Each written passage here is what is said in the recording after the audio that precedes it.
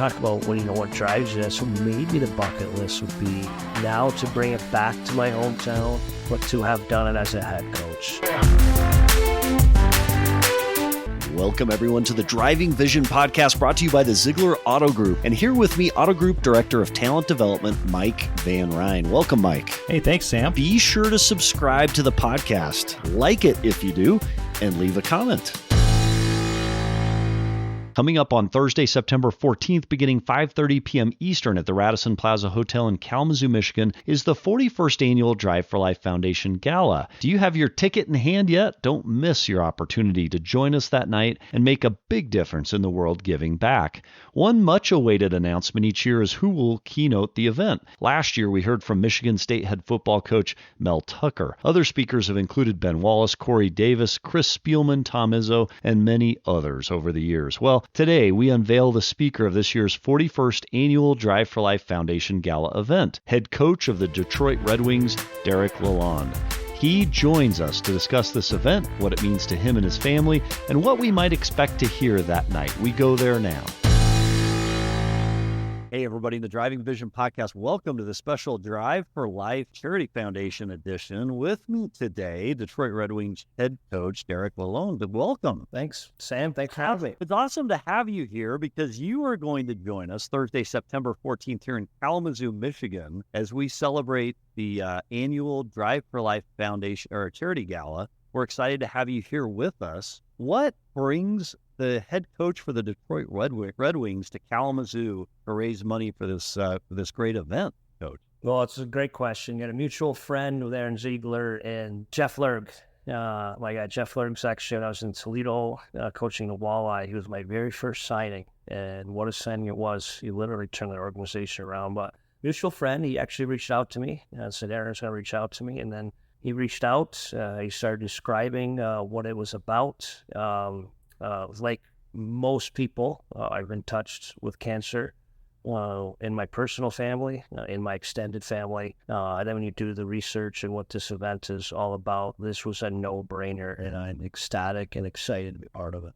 Well, we're excited that you made the decision to join, and you join a line of incredible keynote speakers. You know, we've had Mel Tucker of Michigan State. We've had Tom Izzo, also of Michigan State, PJ Fleck, Jim Craig, actually, of hockey fame, right? You yourself were a goalie when you played, right? Do you have any? What's your take on that Miracle on Ice moment? Well, amazing, actually. A little connection there. I grew up about 65 miles from Lake Placid, New York, in Brazier Falls, New York. Lake Placid is in our backyard. I actually just spent a week there with my family. I love it. It's one of my favorite spots of all time, kind of growing up in that area, but I love bringing my family back. I was 8 years old at the time, and actually being on the Canadian border, I don't know if we had cable back then or we were in the process of getting cable. We only had the Canadian station, and the Canadian station had it live. And even just being 8 years old, it was an amazing experience, and you felt part of it because it was literally right down the road. And to this day, my dad kicking ourselves, we were going to go to the medal ceremony. Oh no! 5-minute drive, and then he starts just one way through Saranac Lake. It's just one way in there. And we're like, it'd be, I think his thought process would be so difficult getting in there. We decided to watch it on TV, but it's really cool. I do feel a connection to Lake Placid. Obviously, I've done some things with USA Hockey, and it's a special moment. So pretty cool. I said Jim Craig. Yeah. So what drew you into hockey? What got you into hockey? You played hockey. You now coach. What are you? Yeah, it's our culture up there. Everyone's a hockey player. I literally grew up about 10 minutes from the Canadian border, just on the American side of Cornwall, Ontario.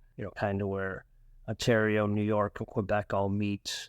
The Montreal Forum was literally 90 minutes from my house. Spent time there as a young boy. We'd go up to games all the time, but I mean, everyone played hockey. Coming from such a small town, it's funny. I have kids play hockey now, and obviously the levels of hockey I came through coaching, the USHL, the American Hockey League, ECHL, the NHL, how competitive the travel hockey is now. And basically, we had to field a full team, and there were some farming mornings that would be short a couple of guys now and then. And every other year, we would have a lot of players, not all players, but everyone in our town. And my family, my boys can't believe the concept that, within our radius, we had every town of 2,000 people had a team in their own rink. It's just hockey was just such a big part of the area and our culture. So obviously I was no different, and played my high school hockey there, ended up playing college hockey right down the road, Cortland State, about 3.5 hours door to door, and just grew a passion for it, grew a passion for teaching, got into coaching right out of college, and just the phones kept ringing, level to level. And one message we'll probably talk about that night is one thing I always talk about, just living in the moment, being great at the job I'm currently at. And I say that now, and people don't believe me, but when I went to Fair State, I could have been there. That was my dream job at the time. I went to the University of Denver. I went to Green Bay. I went to Toledo, all these places. That was my dream job at the time, and I would have been there the next 10 years. But I think of that passion and just digging into every stop I was at led to that success, and hence me climbing up this ladder. That's awesome. At what point did you know? So you made that transition from player to coach. As a player, you are a player. You're contributing to a team. You're learning the benefits of discipline and execution, as we do in the business world. At what point did your mind start to change, and you started to think, "Hey, this leadership thing, I dig it." Like what transitioned you from that? Yeah, that's great. I went to Cortland and played hockey there because I had a vision of what I wanted to do in my life. And, at 16, 17 years old, not many people can say that. I wanted to teach. I wanted to coach. I had a passion where I was going to be a physical education teacher, coach whatever high school team I was at. I got a master's in education administration, or maybe go down the path of an administrative route through education, either an athletic director, or principal, whatever. Because I had experiences in my small hometown. Those mentors, my physical education teacher, my coaches, they were key people to what I was about. And so I had a vision. I knew what I wanted to be in college. I had a passion to go to college. And I went and got my master's to start coaching college hockey. And that's really when I just became passionate about the leadership part of the coaching, teaching part of it. It's always interesting.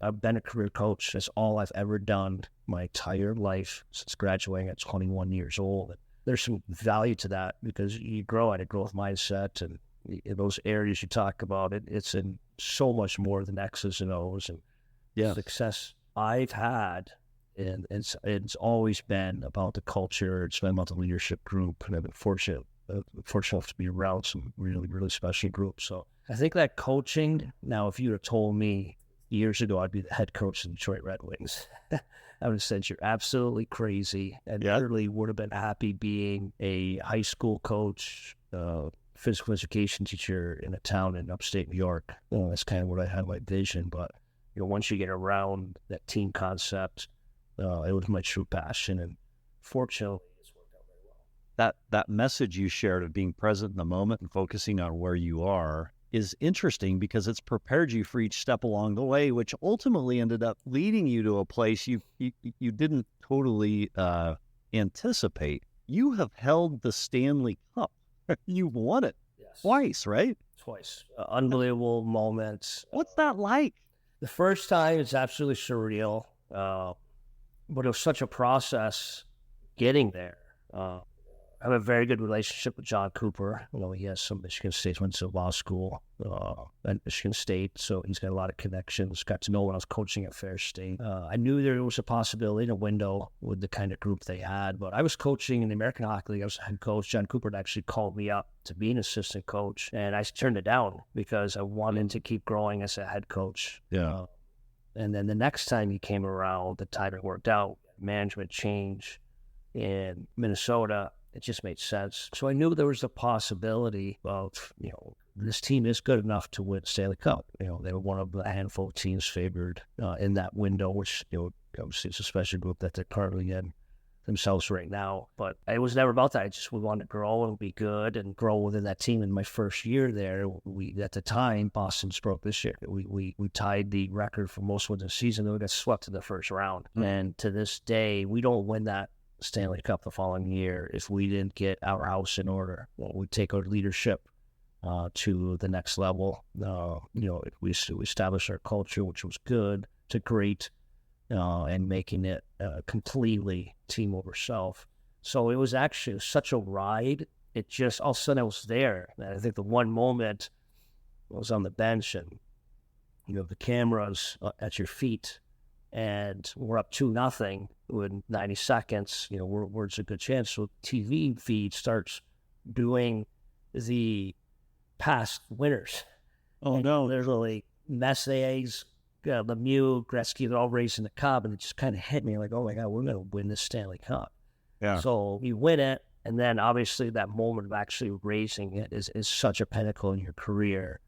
Yeah. And then to do it a second year, I was able to bring it to my hometown. It was an unbelievable experience at the time, a pinnacle, but it drives you. You get a taste of that thing. Yeah. It's real. You wanted more, and I knew I wanted to become a head coach and felt I was very ready to become a head coach, and just knew with the type of success we were having in Tampa, I was going to have an opportunity to get in front of people, probably interview for head coaching jobs. But that passion is still there, and I need to do what I want to do as a head coach now. And I'm getting my opportunity in Detroit Redwings. So it's interesting. You talk about culture and you talk about execution. We believe in that in the Zeigler Auto Group. We've been very committed to focusing on that culture piece even before we talk about people buying cars. We have a symbol that's similar to a Stanley Cup. It's a cheetah, and people get to win it. What is it about kind of a symbol of celebration at a high level? I mean, there's nothing like the Stanley Cup. I mean, there's nothing like it, right? And there's something about having a symbol of success that everybody goes towards as a team. What is it about that makes it such a great pursuit? Well, I just think it's so goal-oriented. Players talk about it their entire life. And it is the ultimate goal, and nothing can relate to it. So, I get asked all the time, now that I just turned 50 and getting into my 50s and become a head coach in National Hockey League now, what's your greatest moment? Everyone just assumes it's the 2 Stanley Cups. And yes, that was special. But I really think some of those moments when you turn something around and you build something that becomes special. Well, I won a championship in the USHL in Green Bay, and it was special just to have the community, the feel of doing that with a group. But one of my greatest memories was at Toledo Walleye. I know it's only the ECHL level. We didn't actually win it all that year, but I was asked to take over there, and the organization was in turmoil. It was defeated, but I thought it could be something special. And my first year, when you talk about that culture, I had a vision, basically being a general manager also. I was only going to grab players and guys that have been leaders and captains. Jeff Lurie, my connection into this group with Aaron, he was one of them. And we turned that around 59 points. And to this day, I'm told it is the biggest turnaround in hockey history. Wow. I believe it simply because the one end was so low, and then we actually won the Brabham Cup. But just to build something like that through 1 year, and I remember in the playoffs, in round 1, we played Wheeling, and there was about 2,500 people there for Game 7. Fast forward, we end up playing in round 2, Fort Wayne Comets, and now we're sold out at 7,800 in Game 7 at home. You fast forward 2 weeks later, we play the South Carolina Stingrays in the conference finals, and we're 8,100, and there's another 2,000 people outside of Spain. I'll never experience anything like that when you just get a whole community and a whole city pushing the same way. Just when you build something like that, those are special and great moments. And me as a coach, me as a leader, I literally get that opportunity every year. And obviously, it doesn't happen like that. It doesn't happen with their 2 Stanley Cup championship wins. Doesn't happen with those 2 previous championships I was talking about at Toledo and Green Bay every year. But when you do build something, we're in the midst of something even here in Detroit. And I loved last year in the fact that we had growth. You could tell there was a feel to it. And I love the fact we're going to be relevant again this year, hopefully taking another step forward. Yeah, so I suppose that's the fair question is, you've held the Stanley Cup twice. What's your strategy for getting there in Detroit? We can build it. Yeah. And that's not a vague statement. We have to build it with personnel, and that's what Steve's doing right now. You can see the success, the quality drafts we've been having. You can see the free agency over the last couple of years. Whether Andrew Kopp wanting to be here a year ago, this year, JT Compher wanting to be in Detroit, Alex Sabrinkat wanting to be in Detroit. These are pieces you just need to keep building. And it's our task to build a winning culture. And we're growing there. We did that last year. We took a small step, not completely there. We have an unbelievable leader and someone I believe in a captain, in Dylan Larkin. But we want to grow him. We want to grow the group around him. And then I think once you do that, you kind of build it within. You can accomplish special things. And I was fortunate enough to experience that in Tampa, where a little bit different in that the talent that we had in that group in Tampa it's much deeper. I have no problem saying I think anybody will admit that that team had in Tampa was premier to most of the league. Detroit. But even with that talent, they did a good job of building that core group, but we do a good job of building that culture. And we did that, and I was fortunate enough to have that experience, and we're going to do the same thing in Detroit. That's awesome. So before we turn to a conversation about your personal experience and what draws you into this charity event that we're so grateful you're coming to, what's something that would surprise most people to know about being a head hockey coach for our average listeners that may not have been hockey coaches? All of our listeners, by the way, but yeah. Well, I think how much we work on the exact things you talked about, the leadership, the culture. A lot of our mornings, yes, we're talking X's and O's, getting our special teams, our structure, putting players in the best opportunity to succeed. But a lot of it is relationships. Do we need to talk to player A today? Do we need to talk to player B? Something's wrong with player C. We spend just as much time discussing that stuff, our leadership. We outsourced a company in Tampa that did a behavioral test that helped us out to maybe kind of gave us data on what our leaders could be and get the most out of them. And we're going to do the same thing here in Detroit. So you're constantly working on those type of things, the analytics. Of course, the X's and O's is part of it, but the work that goes into that's not X's and O's is shocking. I've talked to, I'll share a little bit the night I talk at the gala, but I've talked to companies before. They're shocked at how similar the business, what they're dealing with, that we are trying to deal with too, that it's just more than X's and O's. Because it's mindset, right? It is that culture. It's expectations and setting those expectations and delivering on those expectations. So, is there a book? Is there a book or something that you've read that has helped yourself, your team? Yeah.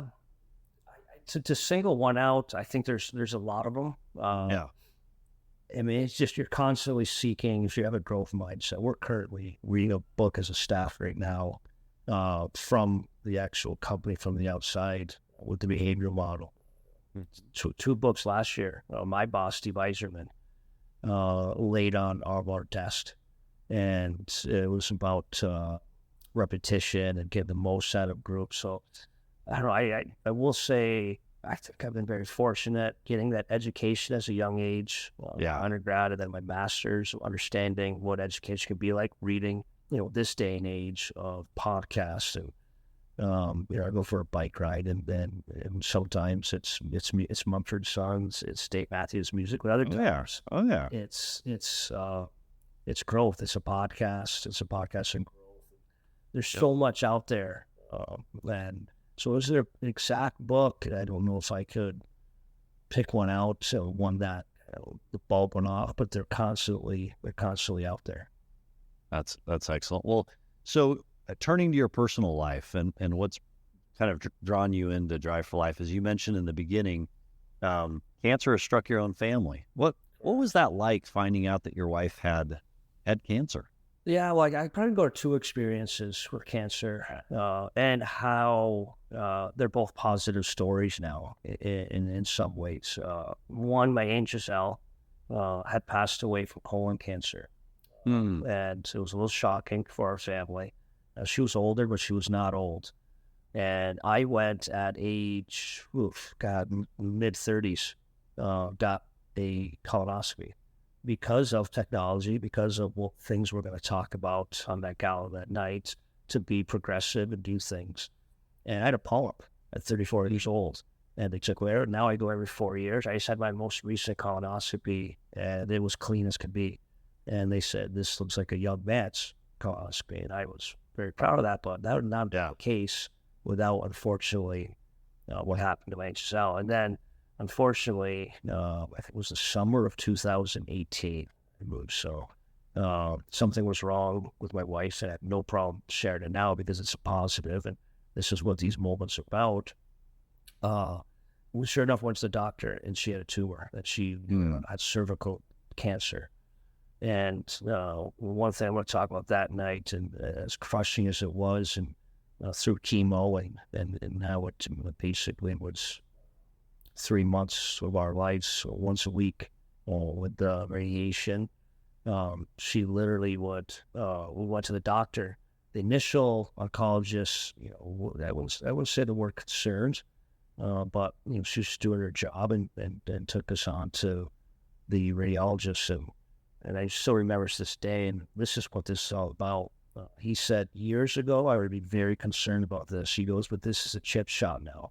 And he was describing the process. We were going to go with the chemo and then the radiology, if I'm saying that correctly, but the chemo, yes. And it was grueling for my wife. It enthralled our family, for an entire summer. But now success, she can be healthy as can. She's cancer-free and extremely healthy. But it's technology and moments like we're going to experience that night is probably why that doctor described how technology and medicine has come and turned into a chip shot. So this is close to me. And to me, this is a positive. I remember talking with Aaron. He talked about Chris Spielman speaking. Yes.